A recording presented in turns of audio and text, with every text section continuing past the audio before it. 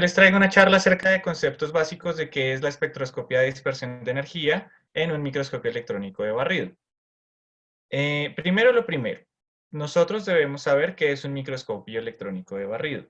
Al lado izquierdo ustedes verán puntualmente una fotografía del microscopio con el que cuenta el Departamento de Física de la Universidad en la sede de Bogotá.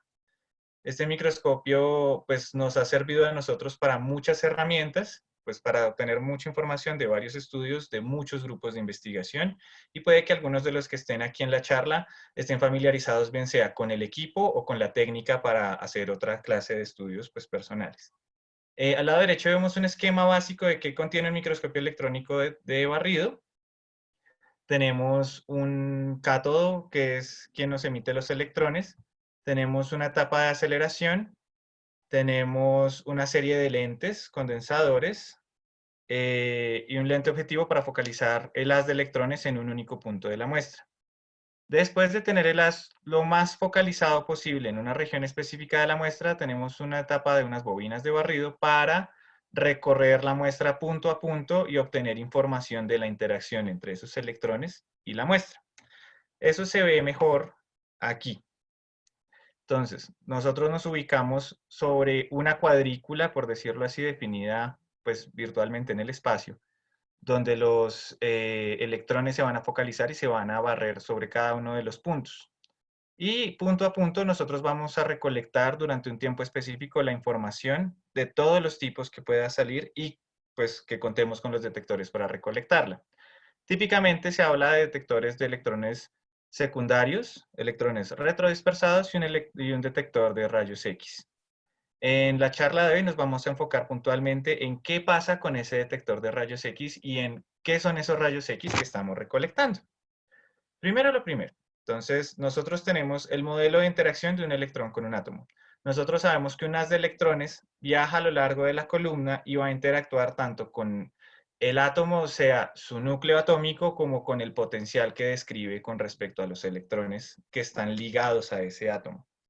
De esas interacciones se van a obtener varios tipos de respuestas, entre las cuales están las comunes que les nombré ahorita, que son electrones retrodispersados, que son electrones de alta energía, que no han perdido, que interactuaron con el núcleo atómico y no han perdido mucha de su energía, electrones secundarios que han interactuado y perdido energía a lo largo de pues, su interacción con la muestra, y rayos X que se deben bien sea a radiación de frenado o a la interacción ya con excitar algunos de los estados en nuestra muestra. Este es el caso de la distribución angular de los rayos X que se han producido cuando uno hace incidir el haz en la muestra. En la izquierda verán ustedes una línea azul punteada que representa la incidencia de nuestro haz, la pera de interacción, que es la región donde se produce toda esta clase de respuestas entre nuestro haz de electrones y pues nuestra muestra como tal, y el ángulo que estamos midiendo, que es el que está en la gráfica de la derecha. En la gráfica de la derecha tenemos la distribución angular para los rayos X del espectro continuo, que son principalmente los que se producen por diferencias de velocidad en los electrones que viajan. Recordarán ustedes de nociones básicas de electrodinámica que cuando una carga es acelerada o desacelerada, emite radiación. Esta imagen nos interesa es para tener presente bien sea cómo cambia la emisión. Pues el haz inicial tiene una energía de 10 kiloelectronvoltios y tenemos respuesta de pues, fotones o rayos X medidos con 10 kiloelectronvoltios en la línea continua, 5 kiloelectronvoltios en la punta, en la que son pues, guiones, por decirlo así, y la que está entrecalada entre guiones y puntos son de muy baja energía, fotones de baja energía. Nos interesa la parte sobre todo que está aquí de la derecha, de 0 a 180 grados, porque es pues, la región donde estaría el detector. La otra región sería interna de la muestra. El detector se va a ubicar en un ángulo definido específico. Entonces, esta información es importante no tanto porque vayamos a cambiar la orientación, sino porque es importante para calibrar nuestro detector posteriormente. Ahora, ¿qué es un espectro de emisión? Yo nombré dos tipos de Diego, emisión. yo quería preguntarte, ¿cómo se escoge ese ángulo definido específico, por favor? Mm, dependiendo de la sensibilidad del detector y dependiendo del tipo de información que yo quiera tomar, pues debo buscar un máximo donde yo pueda ubicar mi detector con respecto a la muestra, ya que el ángulo teta que nosotros tenemos aquí medido, si bien sería el que me relaciona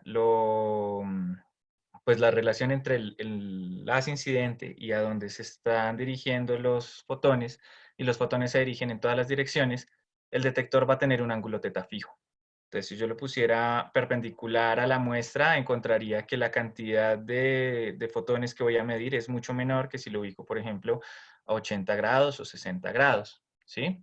También hay un limitante, digamos, físico, ya que el microscopio tiene unos lentes, entonces yo no puedo, pues, recorrer cualquier ángulo como yo quisiera, puesto que los lentes físicos están ahí. Entonces, pues depende tanto de la geometría del microscopio como el lugar donde yo pueda ubicar el detector.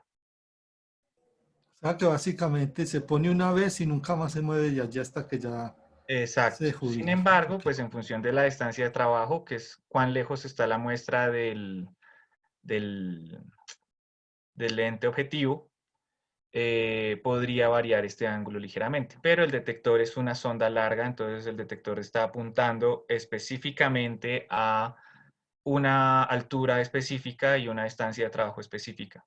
Entonces, si yo no tengo la muestra a la altura adecuada, supóngase que el detector, voy a hacer un dibujito acá. Supóngase que mi detector está aquí, inicia acá, ¿sí? Entonces mi haz puede entrar fácilmente. Pero si mi detector está más arriba, pues voy a tener con la misma orientación, suponiendo que el detector tiene digamos, normal para su orientación. Esto deja rotar, esto no. Eh,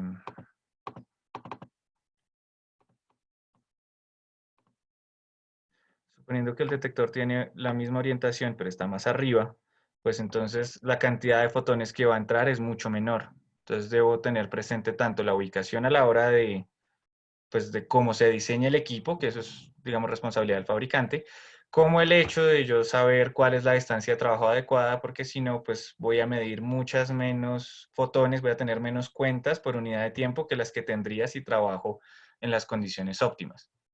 Pero en principio esto es pues digamos, un asunto de construcción del equipo, no es un asunto de que el usuario sea el que lo modifique. En el caso puntual de nuestro microscopio electrónico pues, del departamento, tendríamos que la distancia óptima para EDS es de 15.5 milímetros, pero no sabría yo afirmar si para cualquier detector EDS en cualquier condición la distancia de trabajo adecuada pues, corresponda a a la distancia adecuada de trabajo para el máximo de eficiencia del detector sea de 15 milímetros o similar.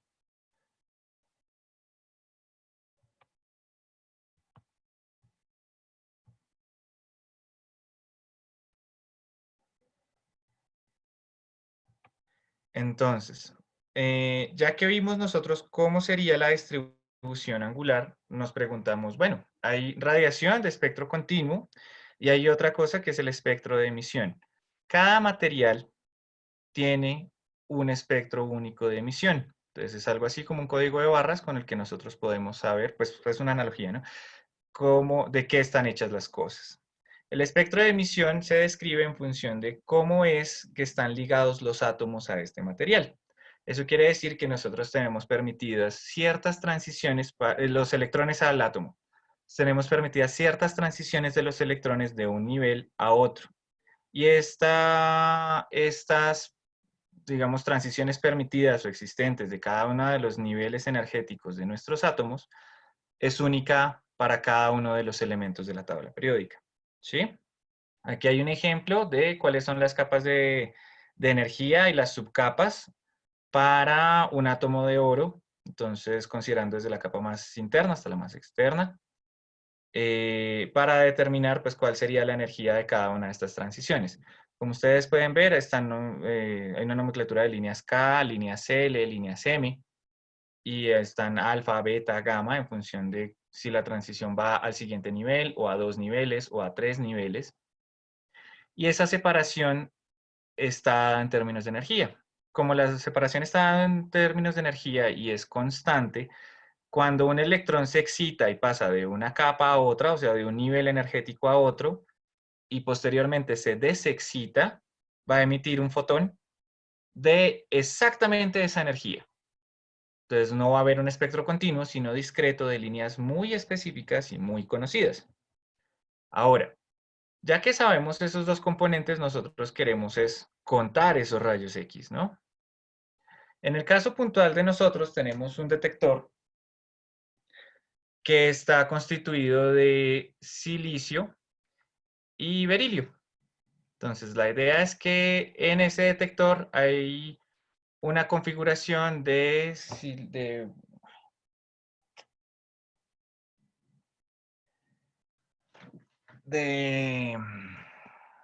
silicio dopado, por decirlo así. Entonces, se pueden generar parejas de electrón hueco cuando inciden los rayos X a nuestro detector. Si el detector fuese muy delgado, no podríamos medir fotones que tengan alta energía, pues traspasarían el detector. Y si nuestro detector es lo suficientemente grueso, pues vamos a filtrar algunos de los fotones de baja energía que llegarían a ser pues principalmente los Auger, que son o sea, podrían ser transiciones dadas por electrones Auger o podrían ser algunas otras transiciones. El tipo de detector en general es el mismo, pues hay diferentes tipos de ventanilla. Algunos, como este puntualmente del ejemplo, requieren ser refrigerados con nitrógeno líquido siempre que se vayan a operar, puesto que si no se hace pues si no se enfría con nitrógeno líquido, primero disminuye drásticamente su sensibilidad y segundo, se puede dañar el material y perder el dopado. Entonces el detector simplemente se destruye. Y ahora, pues considerando el tipo de ventana que nosotros tengamos, si es de silicio o de berilio, pues nosotros vamos a ver un cambio en la sensibilidad de los rayos X que puede detectar en función de la energía y pues de la eficiencia que nos dé el detector en cada uno de esos rangos, ¿sí? Pues el asunto final para nosotros considerar cómo vamos a medir nuestra muestra específica es tomar un patrón que sea una muestra que nosotros conozcamos, calibrar nuestro detector. Entonces ya sabemos que en función de la distancia de trabajo y la construcción de nuestro equipo podremos determinar cuál es la altura óptima para ubicar la muestra y luego calibrar cómo va a ser la respuesta de nuestro detector. Una vez lo tengamos calibrado, nosotros podemos utilizar cada uno de los espectros que midamos para determinar cuál es la composición que nosotros tenemos localmente de cualquier muestra que introduzcamos al equipo. Bueno, cualquiera entre comillas, ya que este detector tiene ciertas limitantes, como por ejemplo que hay líneas de la serie K y de la serie L de diferentes materiales que se superponen fácilmente. Entonces se hace difícil discriminar ya que él solamente cuenta cuál es la energía de cada fotón que llega al detector y él no va a discriminar pues más nada que la energía con la que llega. Y tiene ciertos rangos de resolución, es decir, los detectores normalmente se dice que están definidos por canales y cada canal tiene un ancho específico. Entonces, por ejemplo, si cada canal tiene 40 electronvoltios de ancho y en 40 electronvoltios yo encuentro la línea de la serie K de un material y de la serie L de otro material dentro de ese mismo canal, pues no voy a ser capaz de discriminarlos. Y pues en principio era más o menos esa la charla que quería traerles, muy sencilla, muy introductoria. Quería escuchar preguntas, comentarios, cualquier cosa que quieran saber acerca